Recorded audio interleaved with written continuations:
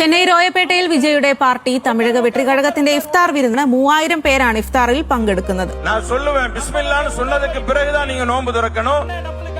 തീർച്ചയായും വളരെ വിപുലമായ രീതിയിലാണ് ഇപ്പോൾ ഇവിടെ വിരുന്ന് നടന്നുകൊണ്ടിരിക്കുന്നത്. തമിഴക വെട്രിക്കഴകത്തിന്റെ പ്രിയപ്പെട്ട നേതാവ് നമ്മുടെ വിജയ് ആദ്യ മുസ്ലിം സാമൂഹിക ഒരു വിരുന്ന് സംഘടിപ്പിക്കുകയാണ്. ഇപ്പോൾ ആദ്യമായിട്ടുള്ളൊരു മുസ്ലിം സാമൂഹിക ഒരു വിരുന്നാണ് ഇപ്പോൾ സംഘടിപ്പിച്ചിരിക്കുന്നത്. 3000-ലധികം മുസ്ലിങ്ങൾ പങ്കെടുക്കുന്നുണ്ട്. ഏകദേശം 15-ലധികം പ്രാദേശിക പള്ളികളിൽ നിന്നുള്ള ഇമാമുമാരെയും ഈ ഒരു പരിപാടിയിൽ ഇപ്പോൾ പങ്കെടുപ്പിച്ചിട്ടുണ്ട്.